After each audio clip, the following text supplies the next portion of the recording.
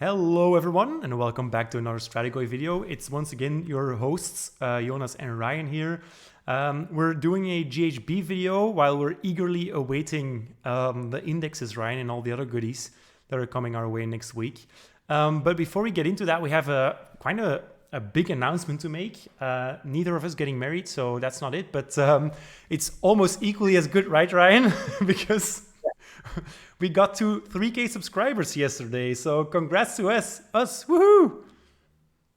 Yeah, thanks, guys. Really appreciate all the love we've been getting lately, and really looking forward to how this is going to develop going into fourth edition and beyond. So, thank you so much for getting us here. Yeah, so exactly as you say, guys, this is all thanks to you. So thank you for that, for supporting us and following us along on our journey here.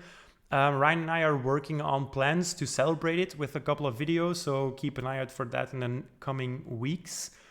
If our agendas still match, Ryan, we're seeing each other not this Sunday, but the Sunday afterwards for a couple of 4th edition games. And yeah, that'd be great. I actually bought a smartphone tripod as a real influencer. So we could both take pictures of our armies if need be and potentially record something to make a pseudo battle report. But that's, way ahead of the game. Something else that I wanted to say. Okay, yeah, right. It's 3K now, on to 4K. And guys, I'm just going to say it right now. Once we hit that 40K, I'm swapping. I'm also doing content for the other game system from GW.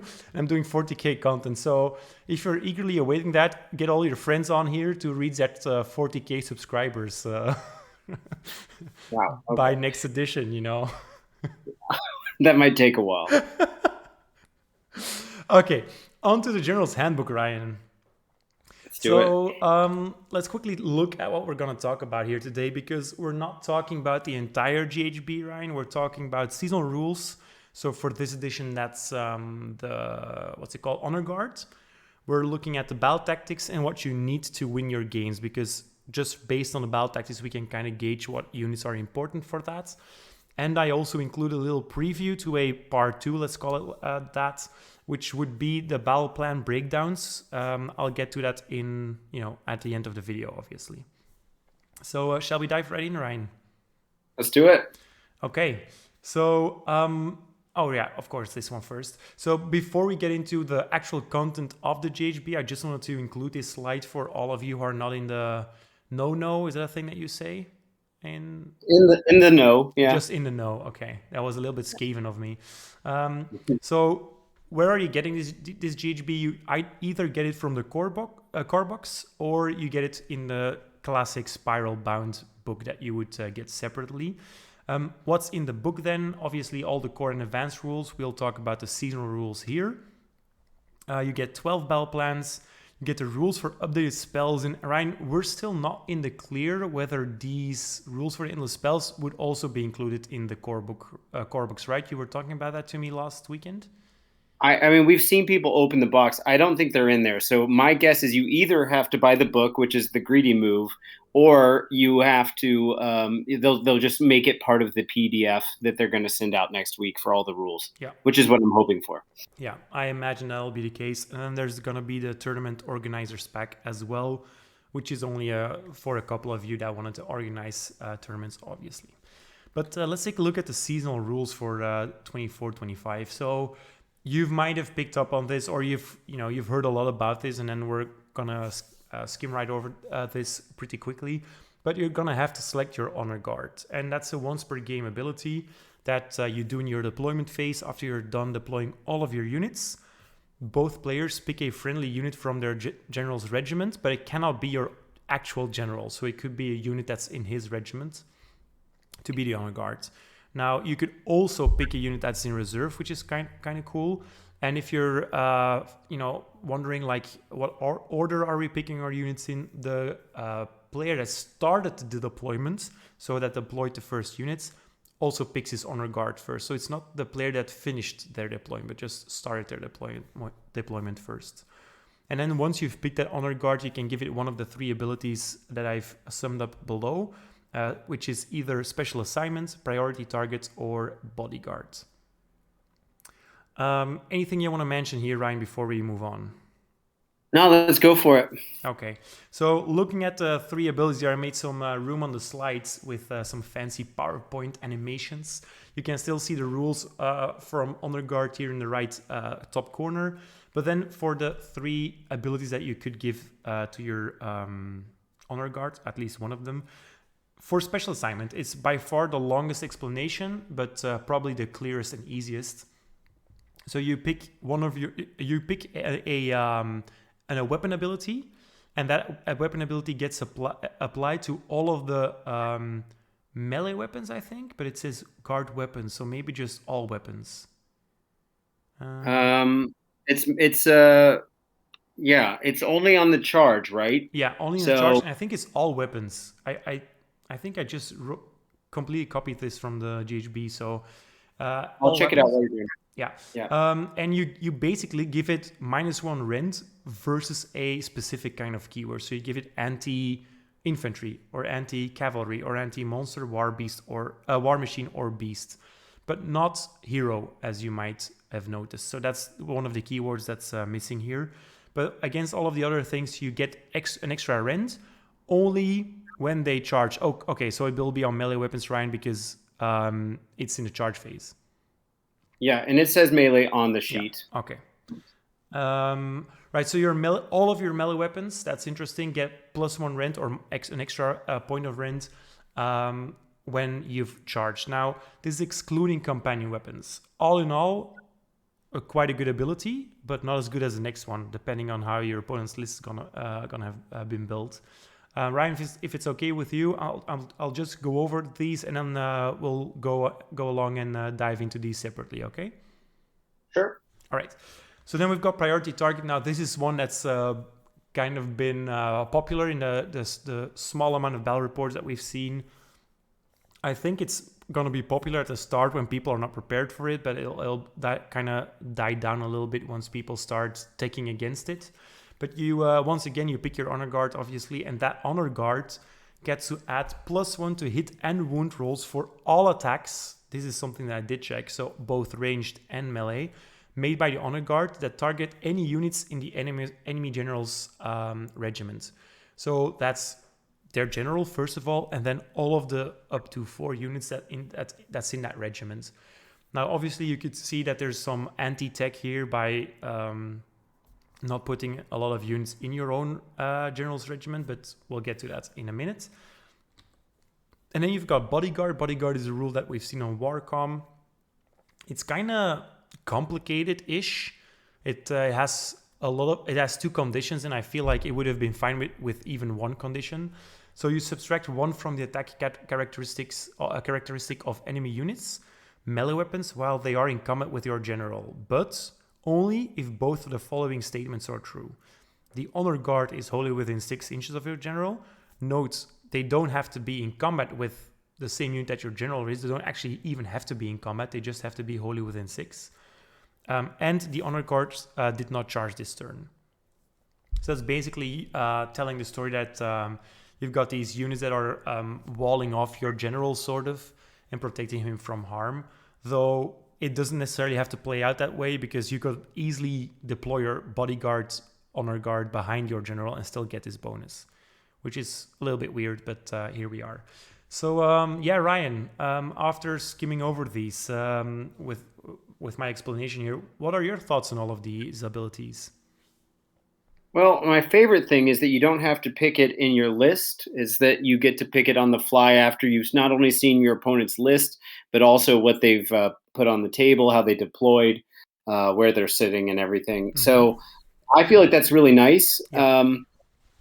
And you see this with GW right now going into 4th edition. They're really doing more of this, which is great, because then you feel like the rules, you're not penalized for taking a rule that's very situational. Yeah. You get to adapt things on the fly. And so I'm a big fan. So I want to just double check something. The Honor Guard that you pick is, you can just pick any unit except for your general to be the Honor Guard, right? In your general, in your general's regiment, right? Yeah. And a lot of times the general, especially if it's a War Master, at least this is the vibe they gave us from when they first talked about making regiments, could be almost any unit in your army. That's not always true, but if it's a war master, I think it'll largely be true. And which means there's a really good chance you could take all kinds of units and make them your honor guard. It could be a war machine. It could be a monster. It could be another small hero. And so I got thinking about this when thinking about the bodyguard rule, because you might think, well, what if I take my big old reinforced unit of guys on big bases and they don't want to stick wholly within 6 inches, then I won't be able to get to use that rule. But if you're just taking like some kind of single foot hero or something for whatever reason, that's your best option. It's pretty easy to keep them within 6 inches of each other the whole time. Or it could even be a unit that you already want to keep near your general, like a bodyguard unit, like we've seen with Blade Lords. I think there is some good tech there. I don't know if you mentioned it, but we can't reduce your tax characteristic below 1. That's implied in the rules now. So obviously against certain units, that's not going to do a whole lot. Let's see, what else do I think about some of this stuff here? The anti-Ren stuff for special assignment is pretty cool. Obviously, the more mixed their army is, the less obvious your choice is going to be. But I have a hard time imagining you're going to pick anti-war machine or beast. I think it's largely going to come down to infantry or cavalry, unless they're like playing all monsters or something. And then, of course, that's only when that one unit charges, right? Cool thing is, what if like someone like Eltharion or someone that's like a melee beat stick, you just make that the honor guard, right? And then they go in and they're getting extra rend on an attack like that. So it does seem pretty cool. Obviously a unit that's got strike first, that's always pretty fun. And then the priority targets thing is, like you said, this kind of push-pull mechanism of what do you stick in that regiment with your general. Exactly. And I think it's going to really punish people that want to have low drops, because obviously the only way to get a 1 drop is to put all of your units in your general's regiment. At this point, we don't know for a fact if that's possible with the vast majority of armies, because you can only put 4 units in there plus your general. So imagine if your general's like only 200 points or so, and you can only single reinforce units. I don't know if there might be some armies that literally can't make a 1 drop and still be a 2,000 point army.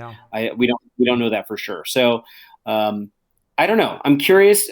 It is early. I think it's worth saying that we titled this a little boldly, maybe winning with the GHB, because we still haven't played a game yet. We haven't played a game yet, so I just want to put that caveat out there. And I think our opinions of this could evolve as time goes on.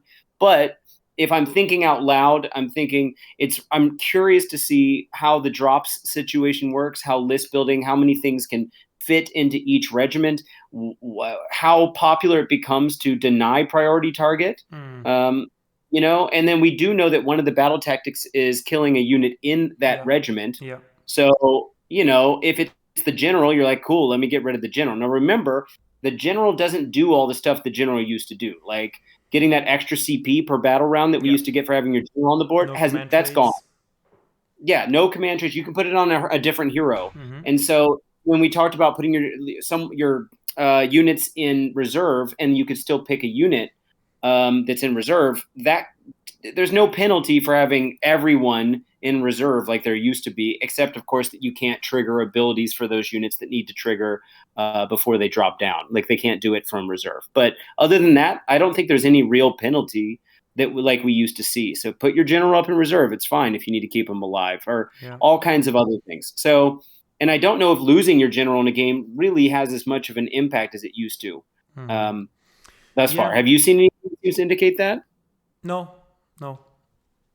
So only having your general in that general's regiment, and then them being the only target for that battle tactic, or being the only thing that they benefit from for having priority target, I don't know if that's as bad as it sounds, Yeah, the only thing that you're losing, Ryan, is you actually can't pick an honor guard yourself.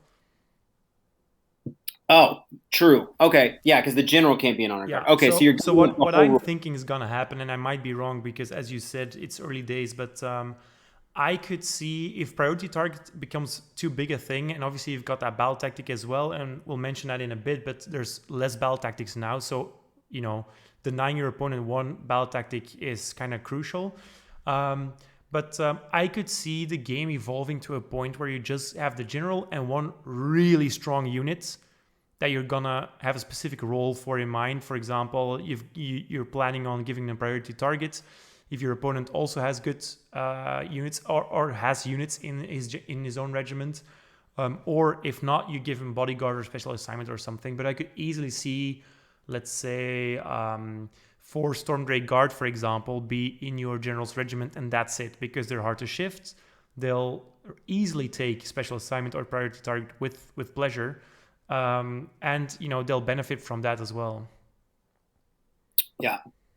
Yeah. I mean, now that you've mentioned the whole thing that if you don't take anything else in your general's regiment, you don't get an honor guard, that really makes me question the trade-off there. Yeah. And I'm curious, I think we're just going to have to see the meta evolve. There's going to be a lot of experimentation at the beginning, which is kind of my favorite time when nothing is solved. Exactly. And so we're all going to figure this out together. And I kind of hope that the meta doesn't really solidify into one specific tactic, because I do really feel that GW kind of balances quite cleverly. At first I was a little bit disappointed by how overpowered priority target seemed, but then there's so much, little things that you can do to counteract this, and I really think it's gonna be largely dependent on your army and on the unit that you want to put your honor guard abilities on what you're gonna do with your general's regiment for battle tactics and such.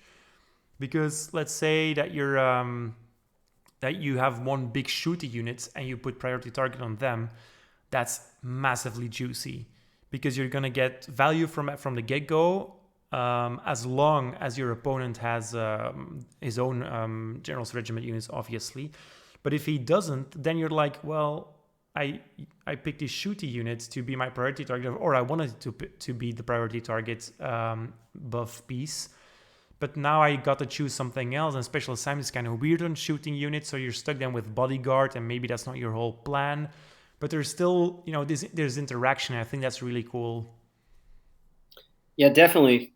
One of the big accusations that people have made about the GHBs for all of 3rd edition is that there were 4 of them, by the way. Obviously, we had 1 per year, except 1 year we had 2. Where pretty much every single one framed itself as though it were focusing on, say, wizards or on monsters.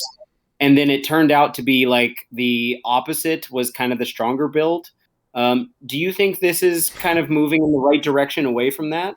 Yeah, now that you mention it, we both were just a couple of minutes ago discussing about avoiding putting units in your general's regiment. So, oh God, I really hope it doesn't come to a point where all the competitive people are like, it's just safer to not have units in there and fuck honor guards. Yeah. Because I could see it still evolving to that point, but I hope it doesn't. Yeah, the problem with that is, even though I said that these rules are something you can choose after the game is deployment's underway, you can't choose your regiments. Yeah. That is part of list building. And so if you choose not to use these rules, that's a conscious decision you're making from the get-go, and you can't go back on it once you get to that tournament or whatever. So that does punish you, but then that's trying to get a 1-drop, well, not a 1-drop, but implicitly you would have 2 drops then at least if you're doing that. And then if we do start seeing a 1-drop meta, who knows how that's going to look. And honestly, I think it probably means you're looking at 3 drops, because the other regiments you're bringing can only take 3 other units. So that means you got your general by himself in one, and then another hero plus 3 units. And then I can imagine you're probably got at least another unit somewhere floating around, even with the increase in points we're seeing. So I'm kind of feeling like we're going to see an average of 3 drops, maybe, like a median of 3 drops, but who knows? I could see that happening. Okay. On to the next slide then. So we kind of discussed most of this already. Just to quickly go over everything that I really wanted to mention. So what are you picking this season? I think priority target is going to be popular, especially at the start. I think this will catch out beginner players, especially because obviously they're not going to think about what am I going to put in my regiment, and then priority target will be such an obvious pick. So I think once a general's regiment is kind of filled up, an enemy's regiment, obviously, then priority target is going to be, well, your priority target. It does mean that you have to be aware of what you're putting in your own general's regiment. And as I mentioned, I think a possible tactic is going to be to include one hammer unit and then give that buff to that unit possibly. Special assignments seems like a perfect middle of the pack rule where you're like, okay, I've got this one melee unit, I'll give it to them. If they get it, it's fine. If they don't, it's also good. And Bodyguard is probably if you're planning on using a shooting unit as your regiment, as your honor guard, because or obviously your general is super melee focused, and then you could also pick a melee focused honor guard. 6 Vanguard and Archaeon, for example, reducing attacks of nearby enemies. Man, that's brutal.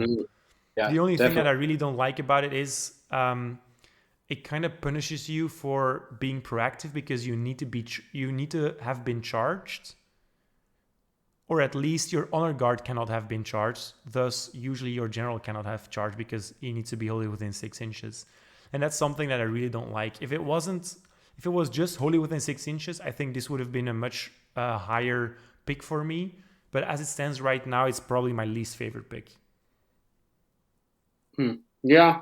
I mean, if you're doing a castle build, I could see it being pretty normal. Or like you said, even an aggressive alpha where the unit that's the bodyguard is moving up the field with the general. One other thing I'd like to add before we move on is with when you said priority target, if you're thinking about what type of unit you put in the general's regiment, if you're being conservative about that, I think it could be one hammer unit, but I also think it could be one anvil unit. Because so one that can really survive, and ideally both, but obviously there's few and far between for those. So something that's really tanky would also be really nice to have in there if you have to put something in there. Yeah, we'll get back to that on one of the last slides, but there is something that I put on the priority target end slide there. That's it. You got to keep in mind, is your honor guard actually already hitting on 2s or wounding on 2s, and is it still necessary to put that +1 to hit and wound on them in that case? Yeah. That's something you have to consider as well. Yeah. Okay, let's look at some battle tactics now. Just a quick overview here. So we've got 6 generic battle tactics in the book. They are the same ones that as they are in the core rules, which is nice. Now there is 2 less than previous editions, and you're gonna see this trend where you just have way fewer options. There's also 8 battle tactics that are tied to a Grand Alliance. There's 2 per Grand Alliance. So overall, you're gonna have to make do with 8 battle tactics to choose from, and that's it, because there are no more battle tome tactics either. That's kind of big. It kind of reminds me of the early days of 3rd edition, and honestly that was the best time for me when it came to battle tactics. I just felt like that was such a neat system, and I started disliking it more and more as the battle tome tactics became more and more, either super weak or super strong. So that's interesting. Fewer battle tactics to choose from, and they're worth more now as well. They're usually worth 4 instead of 2, and your cap per turn for victory points is 10, so that's almost half of your points for a battle tactic, which means if you fail your battle tactic, you could actually be massively behind depending on how many objectives that you've captured. Also interesting to note, no more grand strategies, which is nice. But also important to know, because you can't fill up any, point loss that way. And if you would take the double turn willingly, so not if you're given it by your opponent, but if you choose it to take it yourself, you cannot pick a battle tactic actually. So you're automatically losing out on those 4 points. Obviously, you could score them in another way.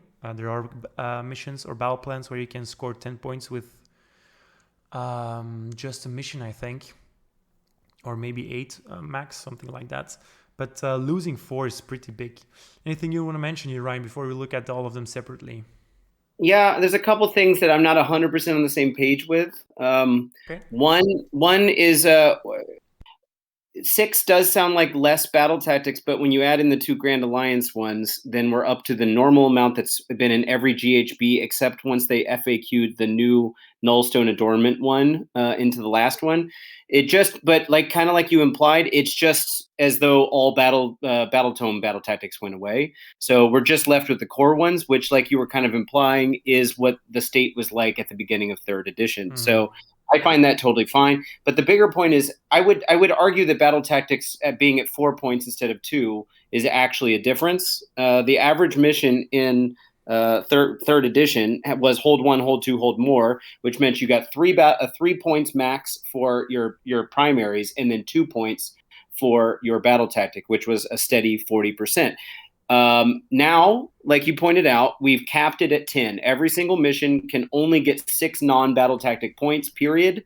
Even if there's a way that seems like you can get more than they say, we cap it at 6. So the thing I will say is that battle tactics are fixed at 40%, period, from now on, instead of there, even though that was the common thing in third edition, most missions worked more or less like that. We did have a couple missions that could get real swingy, like Pulse, where you could get up to 7 points in a turn or whatever it was. And so then the battle tactic, of course, would be less of a percent. So in that case, I agree. But on the average mission, it's literally they just doubled the amount so that we have a little bit. We talked about this more at one point a month and a half ago. It's more granular now. So just putting that out there. But I'm glad to see Grand Strats going away. I'm glad to see Battle Tome tactics going away. I am a little worried about the Grand Alliance ones, but we'll talk about them in a second. Yeah. I just want to quickly point out also the phrase that I bolded here. Battle tactics are harder and more important. I just quickly want to explain what I mean by harder in this case, because they're actually easier in some ways as well, as in they can all be completed, which was not always the case with the previous GHBs, right, Ryan? I mean, there were plenty of times where you were like, I just can never do this with my list, or I really have to tech this into my list to complete that battle tactic. Yeah. So we're back to a place where almost all armies can potentially complete all battle tactics, but there's so much counterplay possible now. Yeah, I would agree. That's really crazy, and I love it. I really, really love that. But that's what I mean by harder, right? The way to complete them is easier, but the way to counter them is also much easier, making them harder, as a whole, I would say.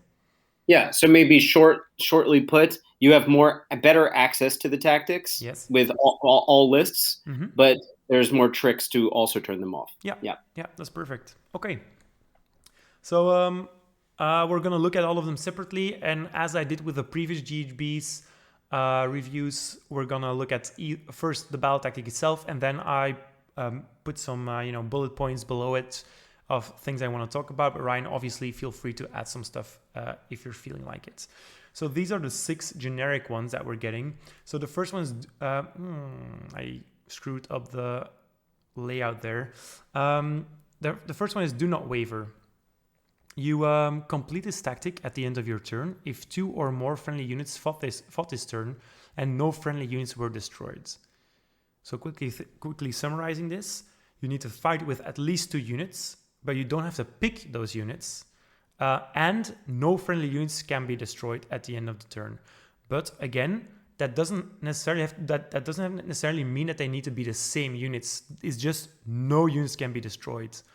So this might kind of screw with your brain a little bit. So no friendly units can be destroyed actually means no units at all can die during that turn.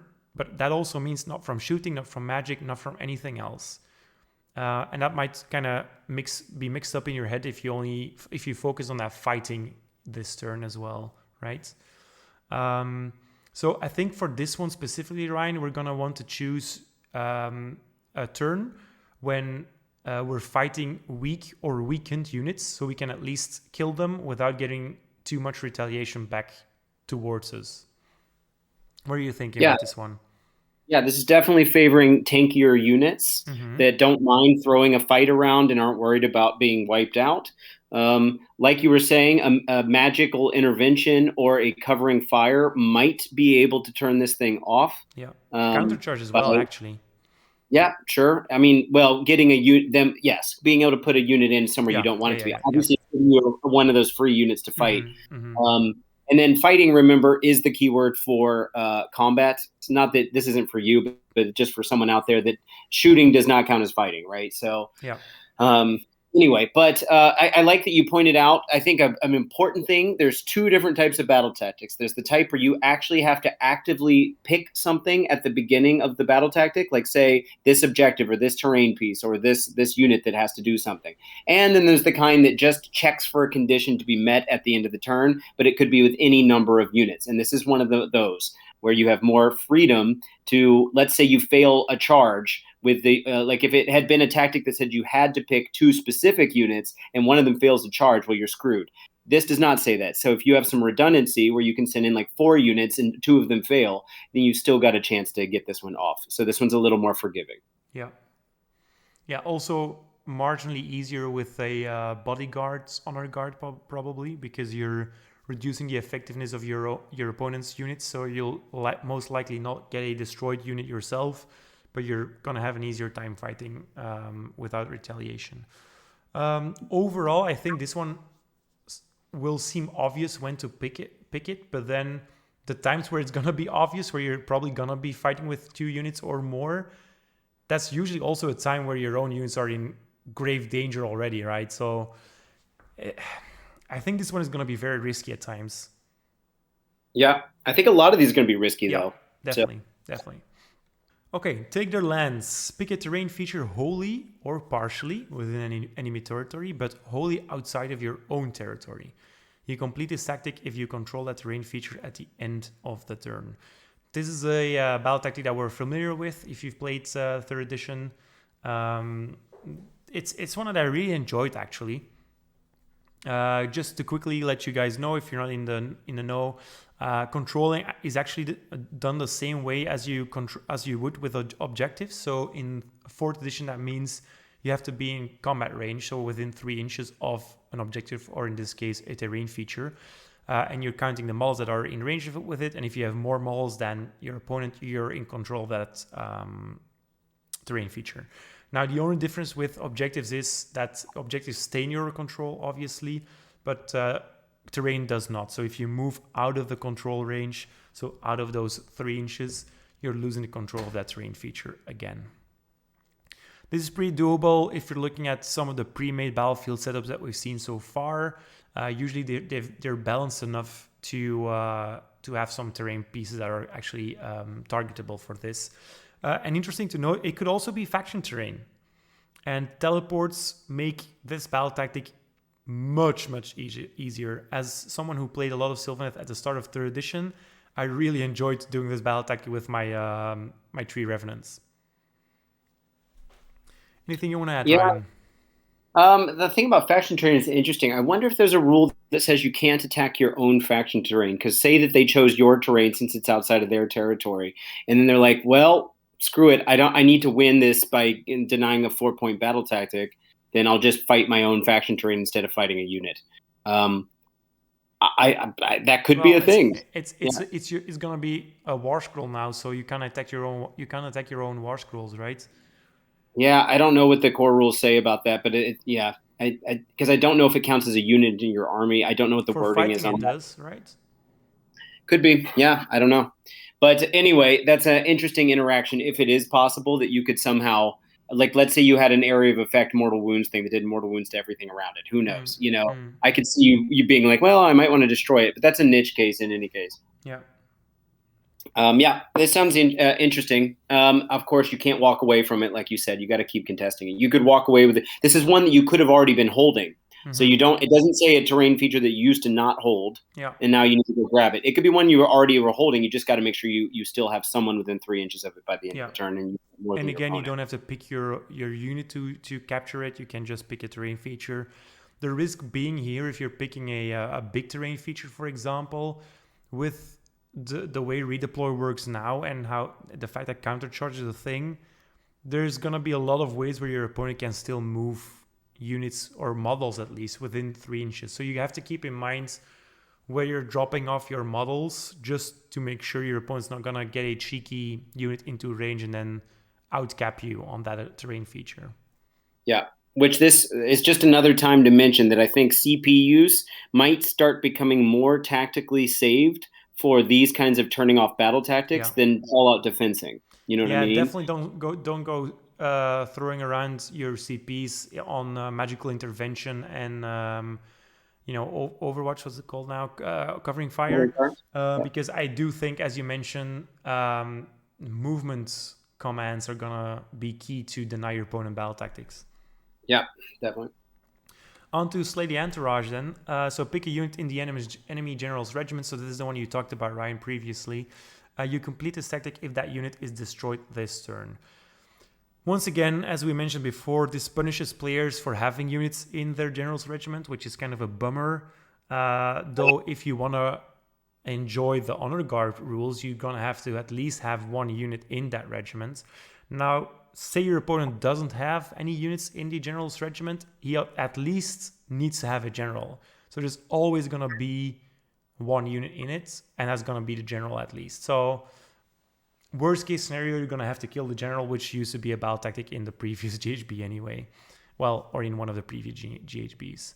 So I think the only thing that I really want to take away from this is do not put all of your weak stuff in your own general's regiment, because that's going to make Slay the Entourage way too easy.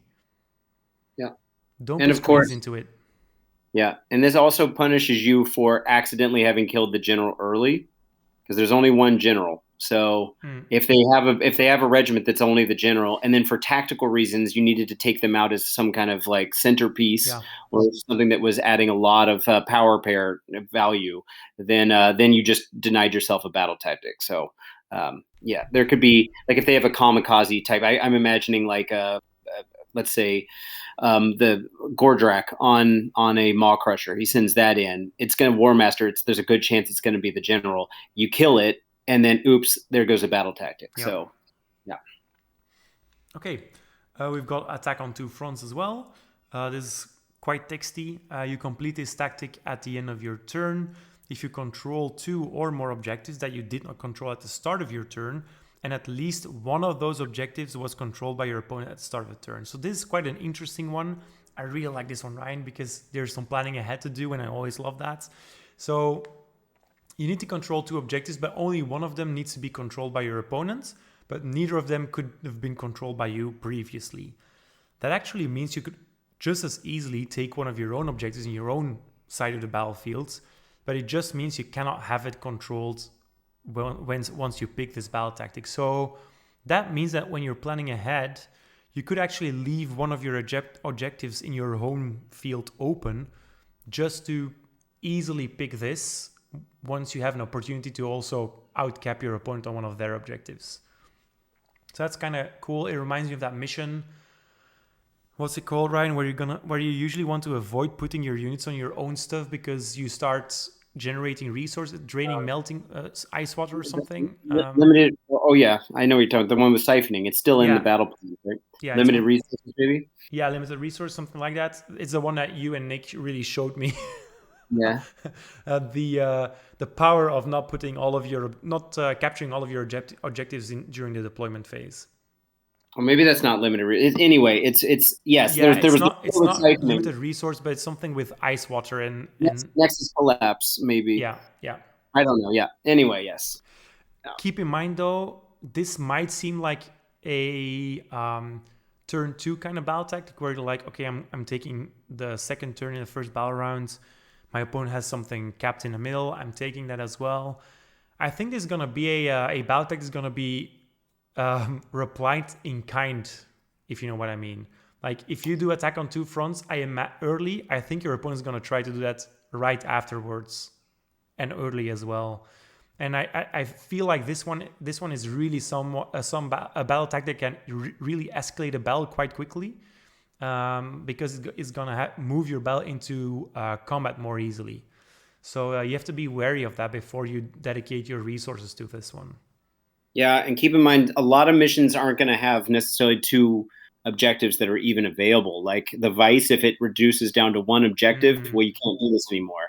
Or the Starfall one, when there's only one that comes in on turn 1 and then turn 3, you're not going to have two objectives to go take, and you probably need to have already been controlling something from the beginning anyway to keep getting points.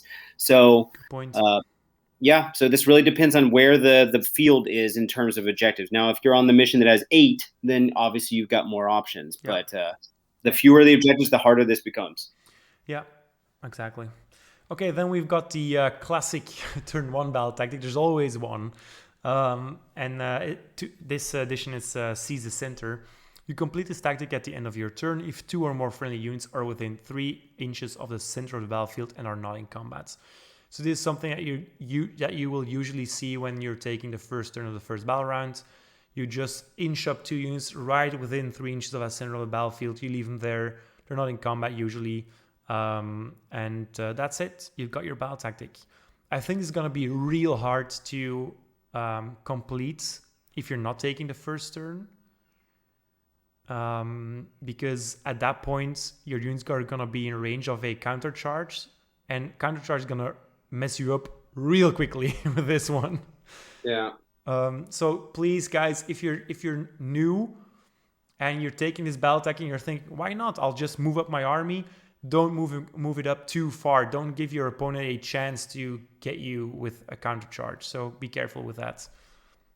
Yeah, and I've said this before. I still think it holds. I would encourage everyone to 3D print and or see if a mouse pad version of an objective marker that's a 3-inch radius can be put on the board so that you set it up at the beginning of the game and you never have to like get finicky about, oh, that's not, my guys aren't standing on 3 inches, because 3 inches is a pretty easy target to miss. Mm-hmm. And I could see someone saying, oh, but my intention was, well, like, and sometimes with terrain, it's really hard to measure exactly where the center of the board is. So if you don't have that well marked off at the beginning, it's going to be a nightmare for some really kind of like very close calls later on. Yeah, so good point.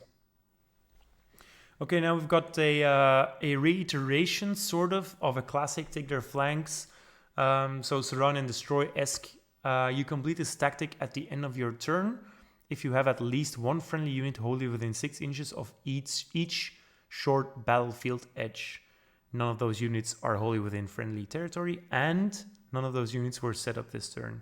So this last part of the sentence really screws up a lot of tactics here that were previously used to complete these kind of battle tactics. Because that means no teleporting, no deep striking, no resurrecting units with this. Or at least not in the first turn that they're resurrected. So, yeah, difficult. Now, the trade-off for not being able to teleport here is with Surround and Destroy, you don't actually have to select a third battlefield edge.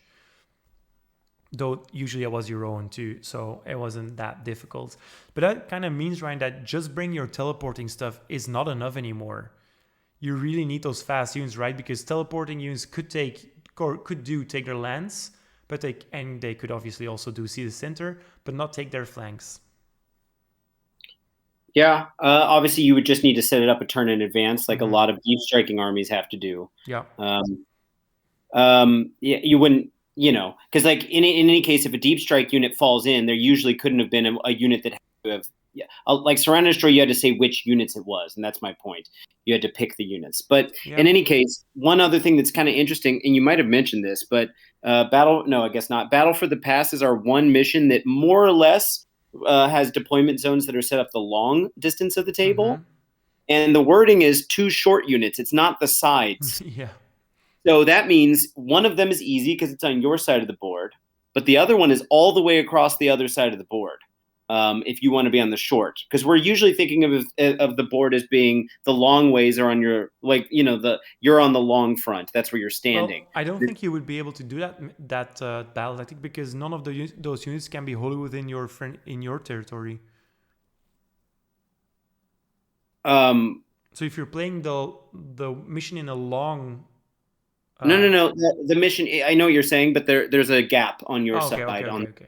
There is a way to do it, but in any case, it's still going to be a big challenge, and you would need a teleporting unit for a lot of armies to be able to get all the way to the other side of the board. Or there's a little bit of room for it, but it's going to be harder because you're playing on the long side of the board. Yeah, I think the easiest battle plans or missions are going to be the missions with no man's land, so you're going to have to inch out of your own zone, and that's just it. And then you drop them off on the sides, and that's not going to be a big deal. But, a lot of the missions are half and half, like of the board. So, yeah. Okay, so those were the generic ones. Anything you want to mention before we move on to the faction-specific ones? No, I think they're good. Okay, so the faction-specific ones, I reworked my layout a little bit here. Destruction players made it really difficult for me because their Grand Alliance is spelled in a much longer way. And, as a punishment, they also got the worst faction-specific tactics. So there is that. There's 8, 2 for each Grand Alliance, as we mentioned. So I call it faction-specific, but it should actually say Grand Alliance-specific, I suppose. Yeah. Some of these are reiterations of battle tome tactics. Like Reclaim the Realms is a Stormcast battle tome tactic, or battle scroll tactic, I should say. Right? Yeah. Yep. Stormcast. Yeah. Okay, so let's look at them. Reclaim the Realms. I find it hard to say for some reason. You complete this battle tactic at the end of your turn if there are 1 or more friendly units wholly within each quarter of the battlefield and more than 6 inches from all enemy units. Now, this seems like a very easy one because it allows teleporting and all that kind of stuff. But more than 6 inches from all enemy units is gonna be real difficult at times. Keep in mind, in previous editions where there was rulings about in all quarters, it usually didn't have the phrase wholly within. Thus, that meant that you could drop a unit smack dab in the center and that would count as having a unit in a quarter. But now this one disables that. So you still have to have a complete unit wholly within that in each quarter. Very easily ruined by a counter charge or even a redeploy, because not more than 6 inches from all enemy units actually also means that they could stay out of combat but still inch closer to you just to ruin this tactic, and they've got 4 chances to do so. So difficult, I think, at times. Yeah, I mean, Stormcast is the ideal army to have this because they've got a good bit of, or at least they traditionally have had a good bit of teleporting and then deep striking.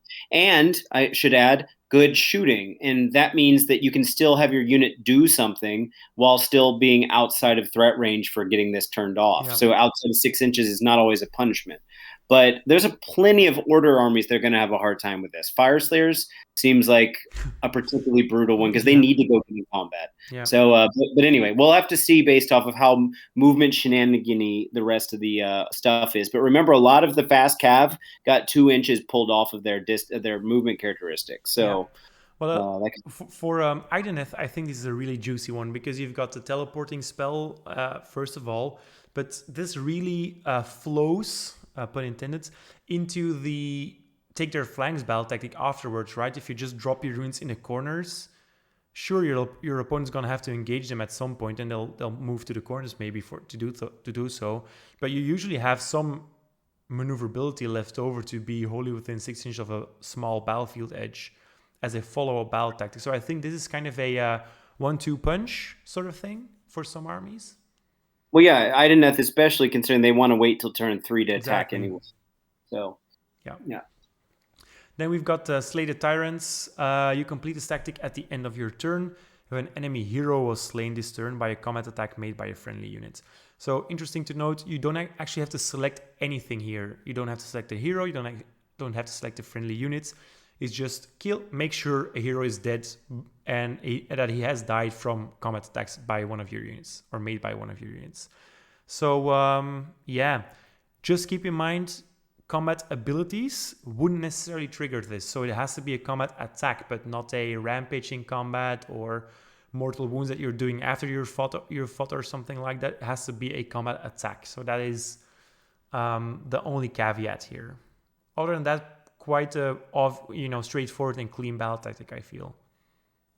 Yeah, I mean, if they are going for low drops, they're not going to have as many heroes because implicitly, with a lot of armies, I think you're not going to be able to take heroes inside of other heroes' regiments. So there could be a lack of heroes in certain circumstances, and then most of their army is filled with, powerful, tanky or hammery units. So we'll have to see how that plays out. But I don't know if this feels super order-ish because I could see any army pretty much wanting to benefit from this as much as any other. Order does seem to have a lot of teleports. So the first one feels a little bit more built for order. But maybe this is the easy one. Depends on what list you're playing. Yeah, I mean, it might have been a reference to first ability that the what's it called? The basic Stormcast guys with their shields.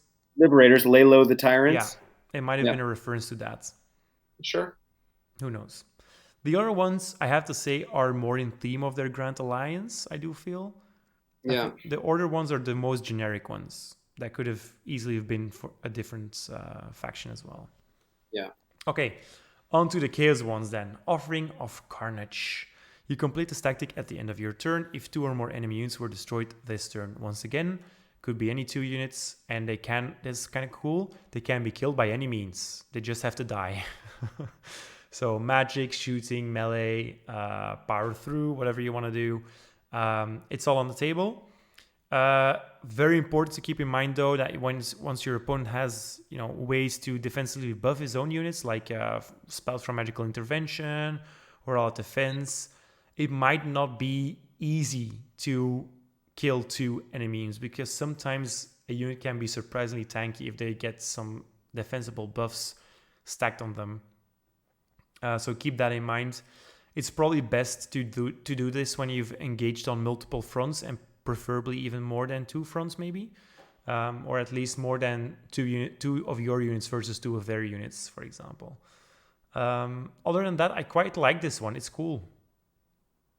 Yeah, it seems like a layup compared to the other 2 for Stormcat or for Order. This one is just so easy for a lot of armies to pull off. And I'm thinking of even Slanesh and Tzeentch and Skaven with long range stuff, plus some magic shenanigans. You've got, like you said, multiple ways to be taking people out. And then, a way to turn off a lot of the other battle tactics is using, like you said, movement CPs, but a lot of those involve them getting into combat with you. Yeah. And so it's like, well, thanks. You just helped make it a little bit easier. So I don't know. This seems like a pretty good one. Especially if you compare it to the ones that Destruction gets. It's like condition. condition. And here's the Chaos one. Like, do whatever you want, guys. Just kill 2 units. Yeah. Yeah. Yeah. Another one for Chaos then. Also a pretty good one, I have to say. I feel like Chaos really got a good series of, or a good duo of specific traits here. Tactics. Pick an objective controlled by your opponent. You complete this tactic at the end of your turn. If 2 or more friendly units charge this turn, 1 or more of those units are contesting that objective, and you control that objective. Just to be clear, not both of those units actually have to be on that objective. You just have to charge with 2, and one of them has to end up on that objective, and that same one preferably has to control it as well. But you just as easily could say, I'm charging with 1 unit on one side of the battlefield, and the other one is charging one of your units on an objective, and I'm going to do my battle tactic with that specific unit. So it's, again, pretty flexible, I would say. And this really plays into your usual game plan, right? Like, half of the battle is charging, killing stuff, and then taking your opponent's objectives. Yep. The only time something like this is bad is when you're already winning so hard that there's nothing to steal. Or you just can't. Wouldn't probably mind not being able to complete this, right? Yeah. Again, like you said, I think Chaos got the layup ones. I think these are real easy. Yeah. Okay. On to the death ones. I really like the death ones because they feel very deathy. Marked for the grave. Pick a non-hero enemy unit that has not had any models slain this battle. If there are no non-hero units on the battlefield, you could just pick any unit or any enemy unit. You complete this tactic at the end of your turn if that unit is destroyed this turn.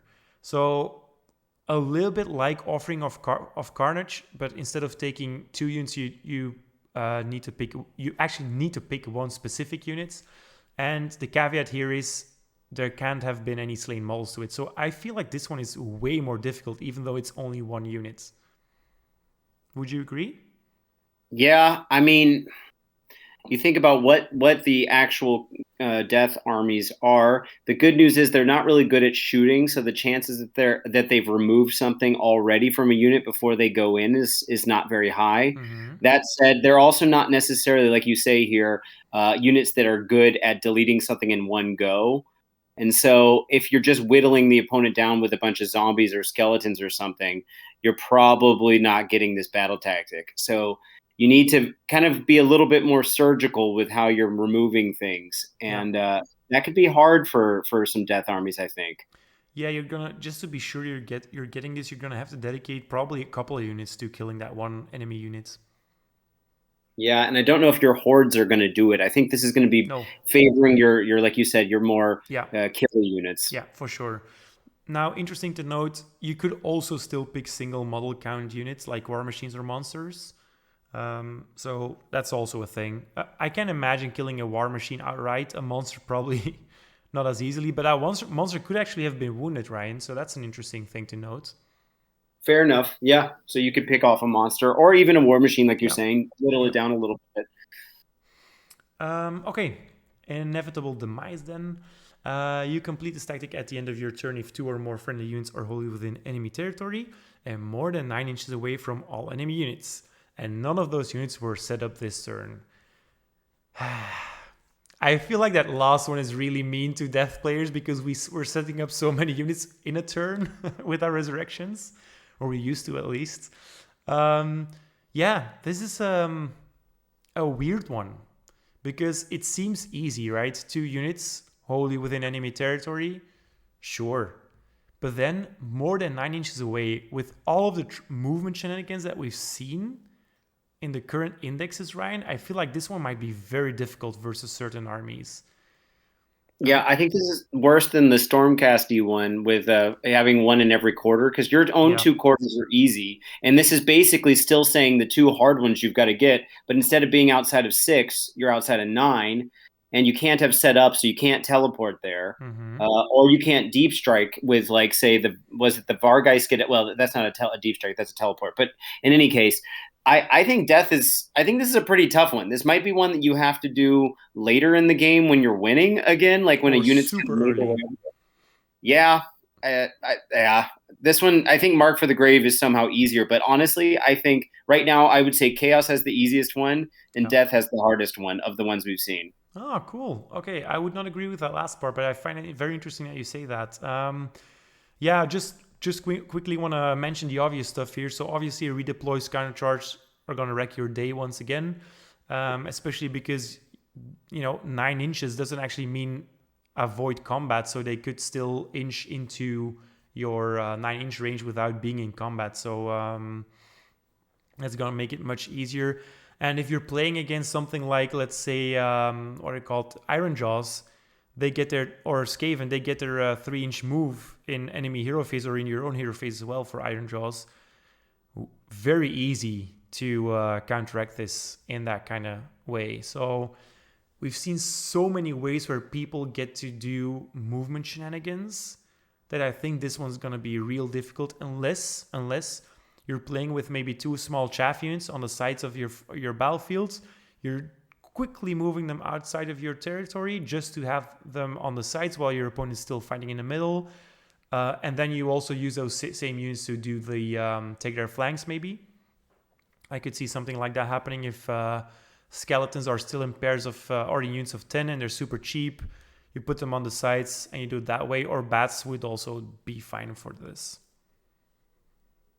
Yeah, sure. If you've got units you can just throw away on the side, but Yeah. I don't know if death, those kind of units tend to be as fast as you want them to be. Yeah. Depends on how far away opponents' territory is. That said, a lot of the battle plans are 50-50 of the board. So, I think this one might actually be especially hard for OBR because they tend to want to, especially now with the way commands work, you usually don't want your units to be off on their own. Yeah. Yeah. Okay. Yeah. On to destruction then. These get real complicated. You actually have to pick 3 friendly units that are not in combat and wholly in your territory. And then you complete this tactic at the end of your turn if each of those units is wholly outside your territory and use the fight ability this turn. Wow. Like, who wrote this? Oh my god. I mean, it's super destruction-y. I love the way, the thinking behind it, but so many conditions, Ryan. You need to pick 3. This could have just been if 3 units, you don't actually have to pick those units. That would have made it much more fair, I feel. But you're picking 3 units. They can't be in combat, and they need to be wholly within your territory. And then in one turn, they need to be wholly outside your territory, and they must have fought. So that means that usually they must have made a successful charge as well. And then interestingly enough, if you've charged with those 3 friendly units, Ryan, and you're fighting with two of them, and you're maybe killing your target that you've reached with all 3 units, that last unit doesn't get to fight.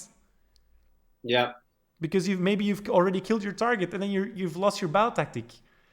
This one is crazy. It's so difficult.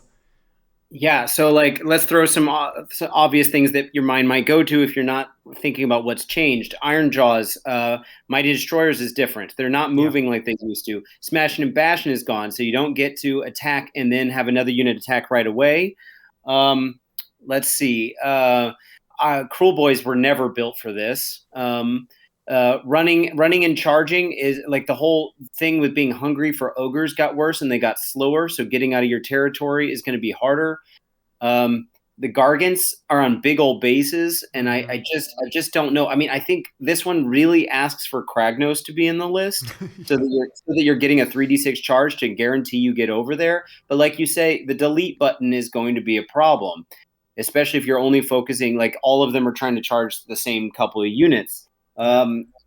Gets, depending on how squigs work, but we know squigs lost run and charge, and they got the random movement is a little bit more guaranteed, but it's just I don't know. I don't know if this is in the cards for a lot of destruction players. So it's a wait and see. But granted, the deployment zones, like I said, are largely bigger.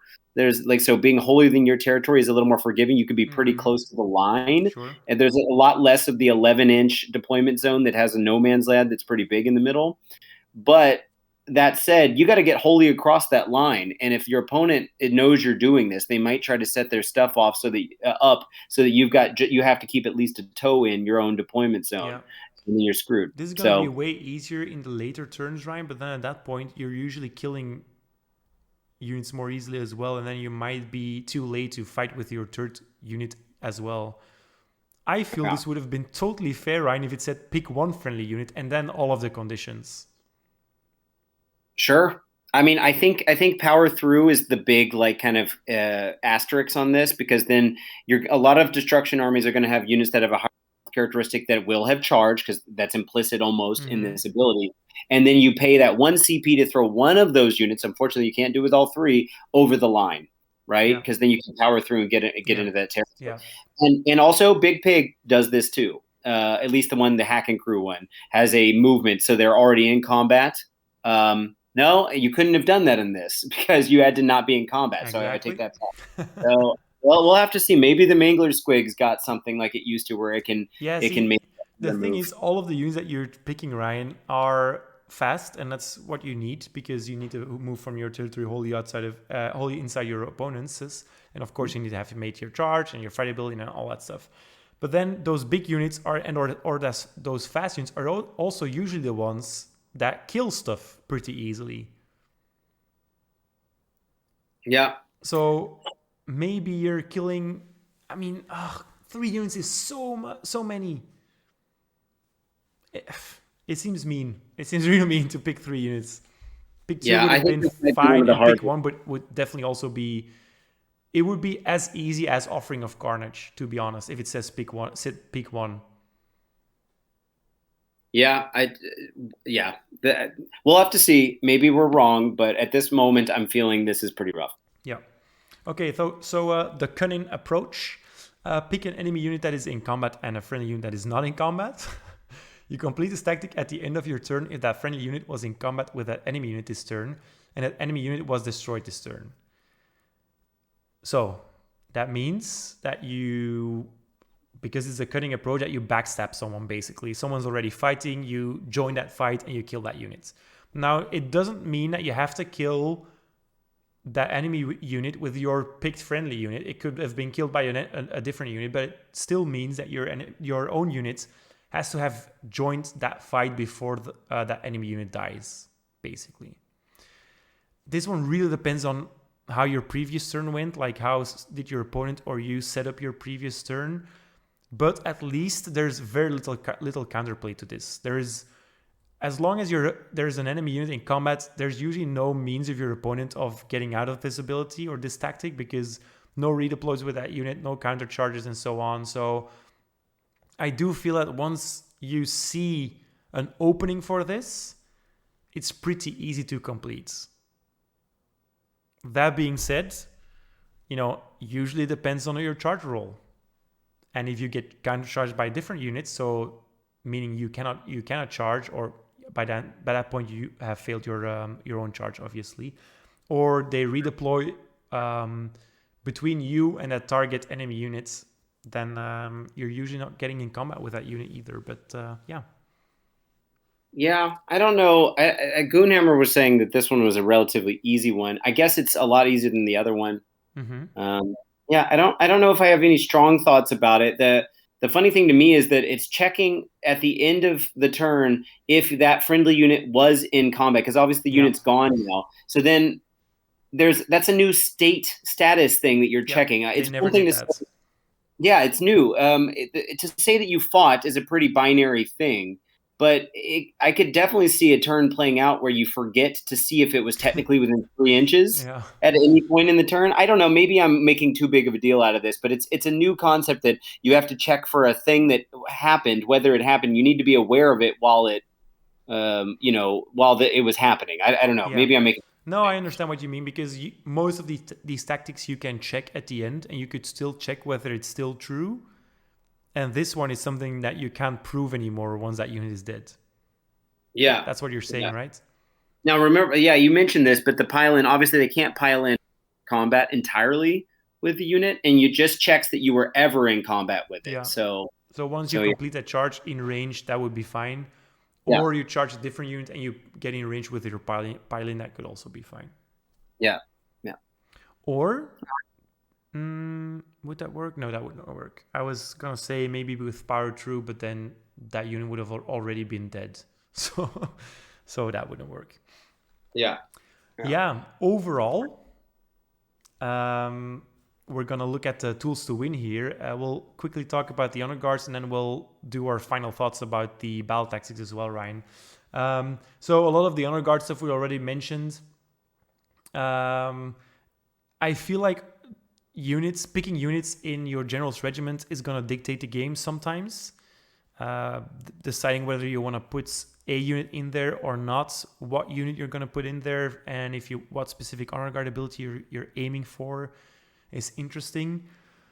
I think at the beginning of the edition, it's probably safest to put as little units as possible in your general's regiment, just to be safe, and then kind of feel out how things are set up in the later weeks of the edition. Bodyguard seems like, personally to me, but you might not agree with this, Ryan, it feels like a bad choice to me. The -1 attack is really nice. The wholly within 6 inches is fine to me, but not having charged with your own honor guards seems like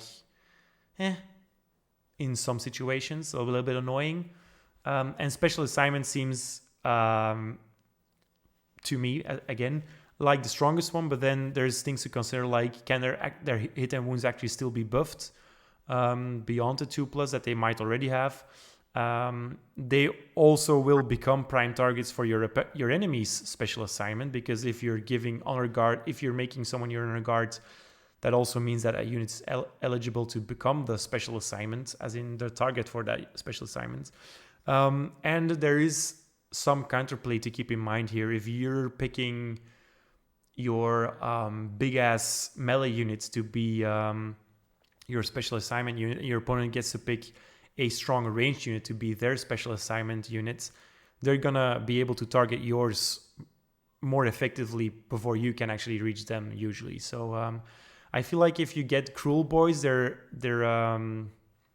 special assignment on a strong mortal damage dealing ranged units, this is gonna be really mean. But then mortal wounds would obviously not interact with a +1 to hit and wound anyway. Yeah. Any thoughts you want to add here on the tools to win with honor guards? Not really. I think I just want to kind of play and see. But I personally think it's a big step up from some of the previous GHBs, and Yes. it's less skewed towards like the primal season's been interesting, but I'm glad it's over. Yeah. Um, and this seems a lot more general for everyone, and even more so than um, any of the other seasons we've had in Mm-hmm. third edition. So I'm It's looking also, forward. yeah, go ahead. I was just going to say, I think I'm probably going to be favoring, especially in the experimental beginning stages, large drop lists, because I think it's going to allow for more techie list building kind of things Mm-hmm. than being squeezed into one regiment. But I'm really still waiting to see what can be taken under how broad a kind of brush of different heroes you can use. So that's the last piece that I'm missing right now. And once I see that, I think I'll have a better sense for what I'm going to want to do with these honor guards and Yeah. whatever. Yeah, I think to your point of the fact that it's kind of more balanced than the previous GHBs, it's also quite a light GHB, right? There's no new spell lore, there's no new artifacts, there's no grand strategies anymore, so there's just less weight to this GHB, which is clever because it's a new edition and you don't want to completely change the rule set that's already new anyway. Um, I do feel like it would have been totally fine to not give us a GHB already. I would have been fine with playing just with the core rules for a while. But I can see them wanting to release them in the same sort of month-ish thing because you want to use them for an entire year. But I do agree with you that it feels much more balanced. And even if you choose not to interact with the Honor Guard rule at all by not putting enemies in your own general's regiments, I don't feel like you're missing an essential piece to win a game. Yeah, no, I right now I feel like it could go either way, and you could still win just fine without having to lean into it or not. Yeah. Okay, on to the tools to win with battle tactics, and maybe I should have put this slide before that one because we were just in the mindset of the battle tactics. But just to summarize what we've been saying about those tactics is I feel like all tactics are pretty doable. Most of them can be countered though, so high risk, high reward here sometimes. You really need to consider counter charge and redeploy before choosing a tactic. Much more important than in the previous editions, I feel. Would you agree? Definitely, the movement ones and power through. Yeah, power through as Can well. be Yeah, really true. hard. Yeah. True. Yeah, countering your opponent's tactic is easier than ever and will win you games. I think previously it was more a thing of, oh shit, I can't pick a battle tactic to complete anymore. Sometimes you were out of options.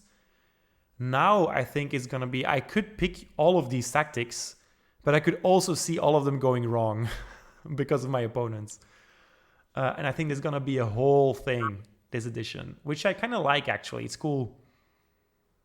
Yeah, I think there's maybe some more interaction with like think about you're trying to take the flanks. Maybe you're doing one of the Grand Alliance ones where you need to be kind of away from units and then make your way in. I think you're going to see this kind of pincer move that's kind of going on with certain armies where you're sending your units out in one direction and then they're kind of pincering back into the middle to kind of come back in. And that's always been part of the game for Yeah. certain armies. But now with all the interactive counterplay of movement, you're going to see a counter pincer, if you will, that's trying to turn those things off. And so obviously if your opponent has access to those things, is trying to do that as well, you're going to have there's going to be like a flow that might be a little bit more interesting that's going on in fourth edition now, where people are trying to always be mindful of turning all those things off. And I think if you could track someone's movements for the average game, you're going to see good players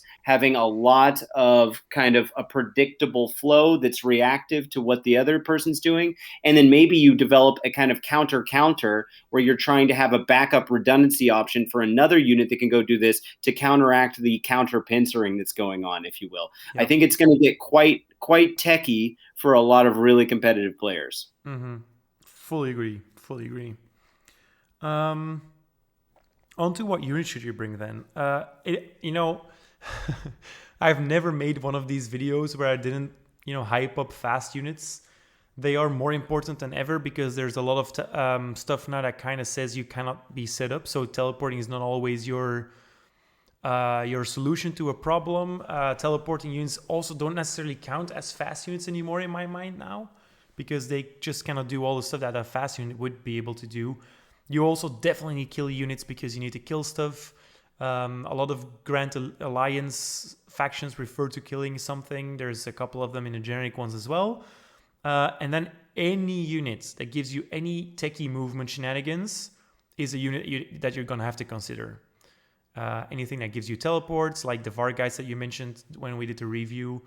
Anything that gives you movement speed boosts or out of turn movements, gonna be so important, more than ever. I know that in the competitive sphere of AOS, we usually say that movement wins games. I think this is more true than ever before. Which is cool because it's making the game less about kill your unit or not. Yeah.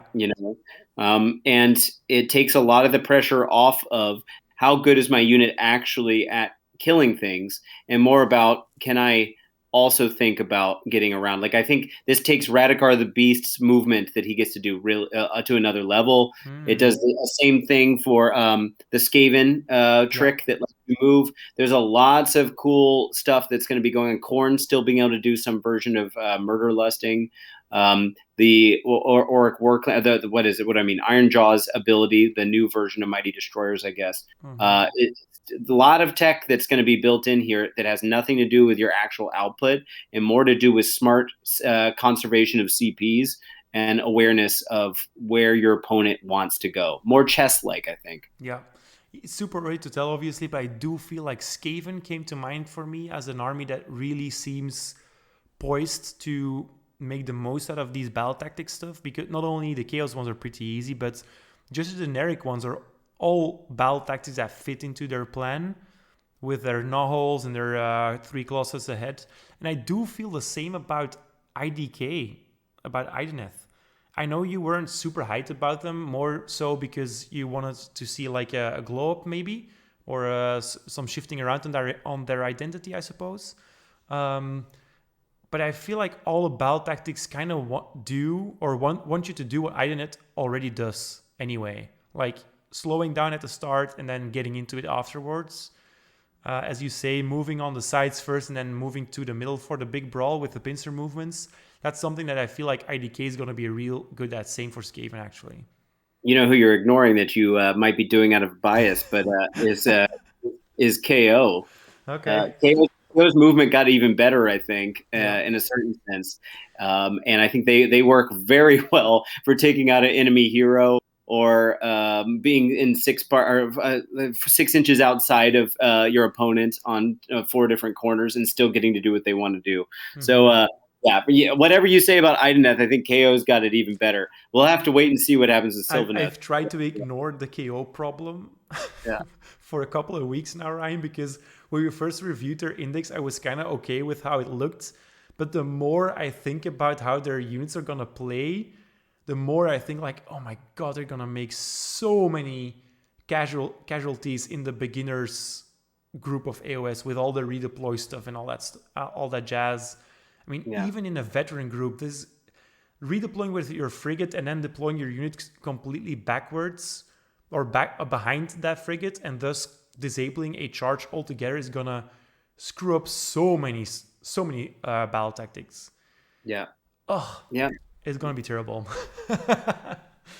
So anyway, pretty cool as you mentioned, because we did feel like KO took a bit hit damage wise, but movement wise they remain dominant as ever. Yeah, definitely. Okay. So the last slide that I included here, Ryan, is the battle plan breakdown. We're not already doing this. I think you and I talked about this previously, that we wanted to do a smaller video first now, and then we're going to do a specific video per battle plan. So in a battle plan, we'll cover the breakdown. We'll cover the rules of each battle plan. We'll break it down. So look at the twist as well. Then we'll be analyzing the terrain layouts per battle plan, and then we'll look at how you're going to win on that battle plan specifically. And we're going to make a separate video for each, because it's easier to look it up. If you're prepping for a tournament and you want to listen to a specific battle plan just before that battle plan starts, maybe in a break or something, you can quickly go to our channel, look at a video, and check out what are the specific things that you want to do for that battle plan. So that's something that we want to make for you guys. Now, I do want to end with this question. Is there anything else you want to see when it comes to the GHB? Because since we're splitting it up anyway, we could still make different videos about the GHB subject. So if there's anything else you want to see, leave it in the comments below. I can tell you right now, I'm going to do my usual, if for those that are aware, I do endless spell updates videos. Yeah. And so I think what I'm going to do this time is break them up by the packs they come in. So that they'll have shorter videos. And then we'll cover the incarnate whenever we find out what the incarnate's doing. But yeah, that'll be a thing. I also like the idea of doing separate, smaller videos for each battle plan, and where we can do a little bit more breaking down stuff and talking about the terrain. I think that's a really nice thing. And then, yeah, guys, if you have anything else that you think you'd like to see, not just for the GHB, but anything in general. Like I'm about to make one of my Math Hammer breakdown videos based off of user requested stuff. So we're very responsive to that kind of thing, especially now that we're getting more active with the build up to 4th edition. So just let us know. Yeah, and if you haven't checked out Ryan's Math Hammer stuff, or you've maybe done the 3rd edition Math Hammer stuff, I also always felt like that was already kind of difficult for me to follow as a math nerd. But these ones, Ryan, I think you're really hitting them out of the park. Is that a phrase? Yeah, that's it. Baseball reference. Yeah. It's so good. It's easy to follow. Some people ask you like, how do you come up with those graphs and percentages? And I think that's interesting for the mathematical guys out there. But for me as a math noob, I welcome just the stats, and I trust in your knowledge, and I love seeing how effective certain units have gotten or how they've lost effectiveness. So thank you for making those. They're really good. Happy to. It's fun. Okay. Guys, that brings us to the end of this video. Thank you once again for watching. 3K subscribers onto the 4K, so definitely click that subscribe button. And as you know, we really thrive on your comments and your likes. Just all the positive feedback is more than welcome. If you've got some constructive feedback, also welcome. Some of you dropped something about the volume of a video, for example. That was useful to quickly chat about. But keep it respectful as always, because Ryan and I put a lot of effort into these videos. This video alone took me 3 hours just to make the PowerPoint. So yeah. But yeah, guys, if you want to chat with us more directly about a subject, you could also find us in the Discords. Thank you so much for watching. Ryan, thank you for joining me once again and for your stellar inputs. Happy to be here. And, we'll see you guys in the next one, which is probably, well, it's going to be your Math Hammer video, but the video that we're doing together is probably going to be a Lumineth review. Spoilers. Yeah, and I'm also going to do just a summary of my thoughts of 3rd edition, just kind of in closing. Great. Before we get all the rules. That's good. So yeah, guys, you've got that to look forward to. See you in the next one.